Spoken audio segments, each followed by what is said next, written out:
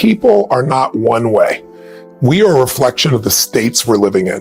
When you're in a frustrated state, an overwhelmed state, a tired state, your brain processes completely differently than if you're in a passionate state. Whether you're feeling determined, whether you're feeling committed, whether you feel completely resolved, your entire psychology shifts based on your emotional state. So learning to change the leader's state, learning how to change your own state is everything. Because one of the silliest questions I get asked is, you're not really that happy, are you? Or you have bad days, don't you? Of course I have tough moments, but I don't have bad days anymore.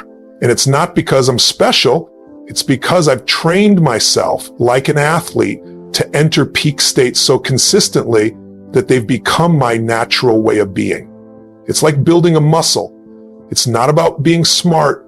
And it's not about being blindly positive. It's about realizing that stress, frustration, and overwhelm don't serve me. I have a 90-second rule. I'll allow myself to feel stress for 90 seconds, but after that, I shift.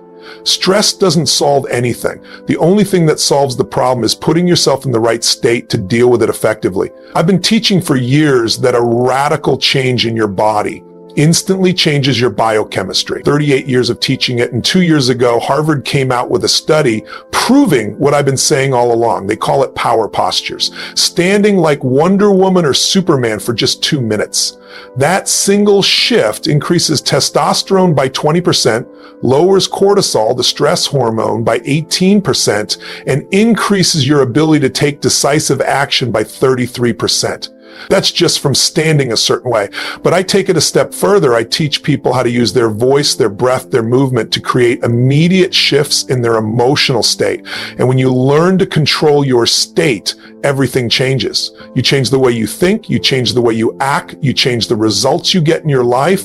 Some people are born with more certainty, more confidence, more drive. But leadership isn't about being born with it. It's about mastering it. Everyone can be a leader in something they decide to become masterful in. Leadership isn't just about leading a team or a company. It starts with leading your own life. It starts with setting a vision bigger than yourself, committing to it fully, and disciplining your disappointment when things don't go your way. Because that's a test, isn't it? Not whether you succeed when everything is going right, but whether you push through when everything is going wrong, whether you let your failures define you or whether you let them drive you, whether you allow the setbacks to control your future or whether you take control, shift your state, and move forward with even more clarity and power. And that's why I say the key to mastering your life starts with mastering your state. Because if you can control your state, you can control your focus. And if you can control your focus, you can control your results.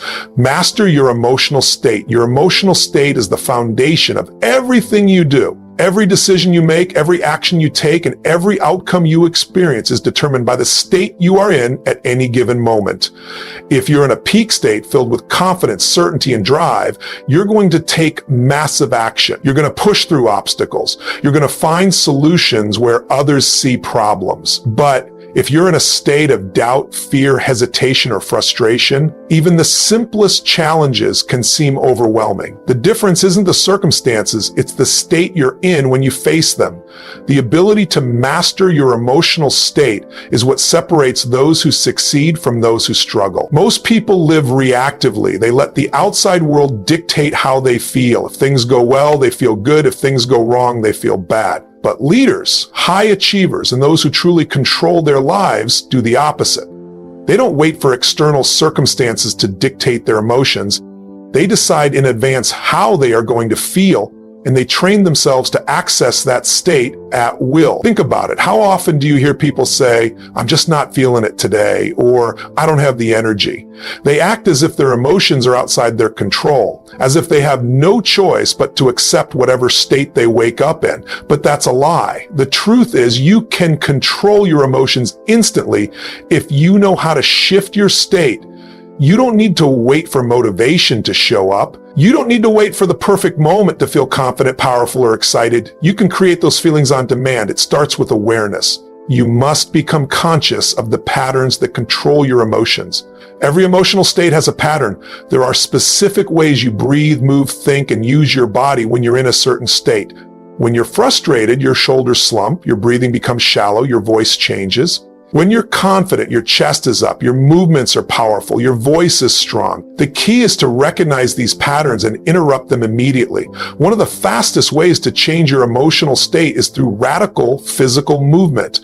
Motion creates emotion. If you're feeling tired, sluggish, or unmotivated, it's because your physiology is reflecting that state. Change your body and your emotions will follow.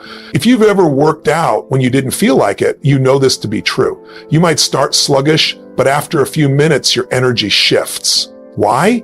Because movement forces your body to produce different biochemistry. But it's not just about exercise. It's about how you use your body in every moment of your life. Stand up, move powerfully, breathe deeply, and you will instantly feel different. If you want to feel confident, stand like someone who is already confident. And if you want to feel unstoppable, move like someone who is unstoppable. Your body leads your mind, and it's not just about movement. Your focus also controls your emotional state. What you focus on, you feel. If you constantly focus on what's wrong, what's missing, or what could go wrong, you'll feel stress, frustration, or fear. But if you focus on what's possible, what you're grateful for, and what's exciting about the future, your emotional state will shift immediately. Your mind is like a muscle. It will go where you train it to go. The final key to mastering your emotional state is language. The words you use internally and externally shape how you feel. If you say, I'm exhausted, your body will respond accordingly. If you say I'm unstoppable, you will feel different instantly. High performers are conscious of their language. They don't describe problems in a way that weakens them. They use words that empower them. If you want to take control of your life, you must first take control of your emotional state. Stop letting the world dictate how you feel. Stop waiting for motivation. Stop accepting states that disempower you. Make the decision that from this moment forward, you will master your emotions, because when you control your emotional state, you control your destiny. Condition, confidence, daily confidence is not something you're born with. It's not something only certain people have. Confidence is a muscle. It's something you build through repetition, conditioning, and taking action despite fear. The problem is most people are waiting for confidence to show up before they act. They think they need to feel ready before they take the leap. But confidence doesn't come before action. It comes from action. Think about a skill you've mastered, something you once struggled with but now do effortlessly. Maybe it's driving a car, speaking in public, or excelling in your career. The first time you did it, you probably felt uncertain, but through repetition, you became more comfortable. Eventually, it became second nature. Confidence works the same way. The more you do something, the more certainty you create around it. The challenge is most people reinforce disempowering patterns instead of empowering ones. They let fear dictate their actions. They hesitate, they doubt themselves. And every time they give into that doubt, they reinforce it. Every time they avoid a challenge, they condition their mind to associate action with fear. This is why breaking the pattern is so crucial. If you want to condition confidence, you must train yourself to take action despite uncertainty. One of the most powerful ways to do this is through physiology. Your body and mind are linked. If you move powerfully, breathe deeply, and speak with certainty, you will feel more confident instantly. This is why top performers have rituals before they step into high-pressure situations. Athletes bounce, move, and breathe in a certain way before they compete. Public speakers have pre-stage routines that put them in a peak state. They don't wait for confidence, they create it through movement. Another key to conditioning confidence is celebrating wins daily. Most people focus on what they haven't done, where they fell short, or what's missing. But confidence grows when you acknowledge progress. Every time you push through fear, every time you take action, every time you do something that stretches you, you must reinforce it. Confidence is built through stacking wins. Keep a journal, track your progress, and remind yourself daily of how far you've come. But perhaps the most important way to build confidence is to face fear head on.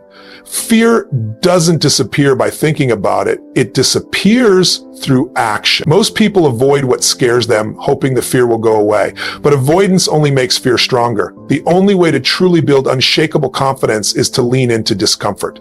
Make it a habit to do the things that scare you. The more you do, the less fear controls you. If you want to be confident, you must train confidence. Just like building muscle in the gym, you have to push past resistance. You have to challenge yourself daily. You have to stop waiting to feel ready and start conditioning the version of yourself that takes action no matter what.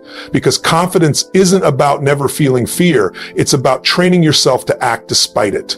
Discipline your disappointment. Disappointment is inevitable, but suffering is optional. Every person who has ever achieved something great has faced setbacks, failures, and moments where things didn't go as planned. The difference between those who succeed and those who give up isn't talent, luck, or intelligence. It's the ability to discipline disappointment. It's the ability to feel the frustration, process the failure, and keep moving forward without letting it define them. Most people let disappointment break them, but the ones who rise to the top use it as fuel. Disappointment comes from expectations. You set a goal, you put in the effort, and when things don't happen the way you envisioned, you feel the weight of that unmet expectation. But here's the thing. Life will rarely go exactly as planned. The people who succeed at the highest level understand that setbacks are part of the process. They don't take it personally. They don't make it mean something about their worth, their abilities, or their future. They see it for what it is: feedback, a lesson, a stepping stone to something greater. When you don't discipline your disappointment, you get stuck in the cycle of frustration. You start doubting yourself. You hesitate. You lose momentum, and momentum is everything. The moment you allow yourself to dwell on disappointment, you start reinforcing a pattern of inaction. You condition yourself to expect things not to work out, and that expectation shapes your behavior. The next time you go after something, a small voice inside you whispers, "What if it doesn't work again?" And if you listen to that voice, you hesitate, you play smaller, you stop taking risks, and that hesitation is what kills success. The way to break that pattern is by shifting your perspective. Instead of seeing disappointment as failure, see it as fuel. Every setback contains valuable feedback. It's showing you what needs to change, what needs to improve, what needs to be done differently. If you're willing to extract a lesson and keep moving, you'll gain an edge over everyone else who lets disappointment slow them down. The people who win in life are not the ones who never fail. They're the ones who recover the fastest. They feel the frustration, but they don't live in it. They take control of their emotions and channel that energy into making their next move stronger. Another key to disciplining disappointment is managing your inner dialogue. What do you tell yourself when things don't go as planned? Do you reinforce negative beliefs like, "I always mess things up"? Or do you ask empowering questions like, "What can I learn from this? How can I come back stronger?" The questions you ask yourself in moments of disappointment determine your next move. Weak questions create weak emotions, and weak emotions lead to weak actions. But strong questions shift your focus and put you back in control. Disappointment is also a test of commitment.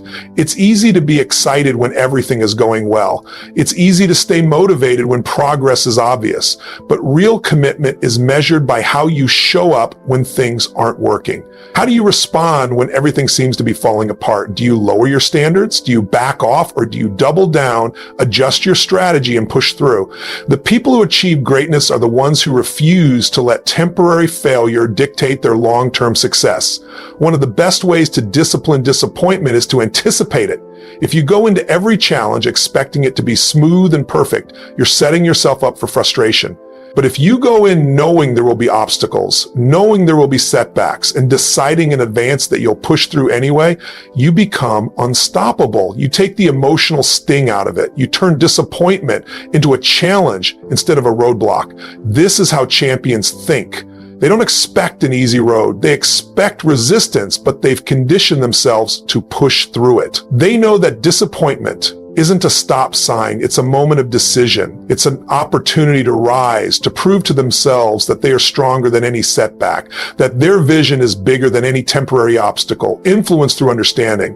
If you want to lead, if you want to inspire, if you want to create real change, whether in your business, your relationships, or your community, you have to master the art of influence. Influence isn't about forcing people to follow you. It's not about convincing, coercing, or manipulating. True influence comes from understanding. The better you understand people, what they value, what drives them, what fears hold them back, the more powerfully you can lead them. Most people try to influence by talking more, by pushing harder, by telling people what to do. But influence doesn't come from talking. It comes from listening. It comes from truly understanding what someone needs, what they believe, and what's stopping them from taking action. If you want to change someone's life, you have to step into their world first. You have to see things through their eyes, because people don't respond to logic. They respond to emotions. They don't just need information, they need transformation. Every person operates from a unique set of beliefs and values. This is their blueprint, their internal map of how life should be. And if you try to influence someone without understanding their blueprint, you'll fail. You'll push ideas that don't resonate. You'll meet resistance. But when you take the time to understand what truly matters to someone, you can communicate in a way that moves them at their core. Influence isn't just about getting people to say yes.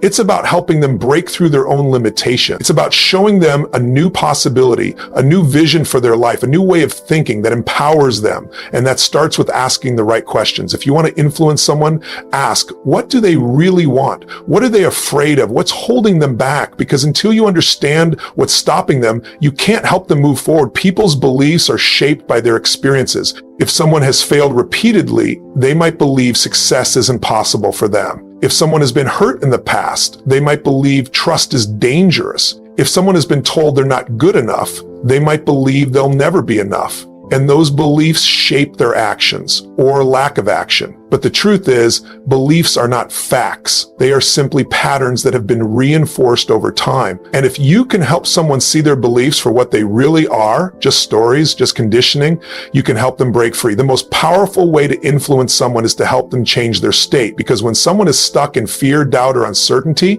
no amount of logical argument will move them. But if you can shift their emotional state, if you can help them feel empowered, excited, or confident, even for a moment, that shift will change their act. And once someone takes action from a new state, they create new results, and those results reinforce new beliefs. Great leaders don't just give people strategies. They give them the belief that change is possible. They create an environment where people feel safe to grow, to challenge their own limitations, to step into a higher version of themselves. And they do this by meeting people where they are, understanding what they need, and helping them see what's possible. Influence is not about control. It's about transformation. It's about helping people become who they were meant to be. And when you truly understand what drives people, when you know how to speak to their hearts and not just their minds, you can inspire them to take action, not because you told them to, but because they see a new possibility for themselves. Your standards shape every area of your life, your relationships, your finances, your confidence, your success. It all comes down to the baseline you refuse to dip below. And the only way to create lasting change is to decide right now that you will never again accept anything less than the absolute best from yourself. Because when you raise your standards, you raise your identity. And when you raise your identity, your behaviors follow automatically. You stop making excuses. You stop waiting for motivation. You stop tolerating the patterns that have held you back. You start showing up in a new way. You start demanding more from yourself. You start creating the life you were meant to live. And the beautiful thing is, this is available to you right now. It's not something that requires years of work. It's not something that only a select few can do. The moment you decide that you will not settle, that you will not tolerate anything less than your absolute best, you step into a completely different level of life. And the best part, you don't just change your own life, you inspire everyone around you to do the same. Because when you live at a higher standard, when you refuse to settle, when you show up with a level of energy and commitment that most people don't even think is possible, you become a leader, not just in words, but in action. Not because you tell people what to do, but because your very presence challenges them to rise higher. So ask yourself, what's the standard you've been living at? What's the next level for you? And when will you decide to make that shift? Because once you do, everything changes. If you got value from this, if this resonated with you, make sure you subscribe to the channel. This is Tony Robbins, and I'll see you at the top.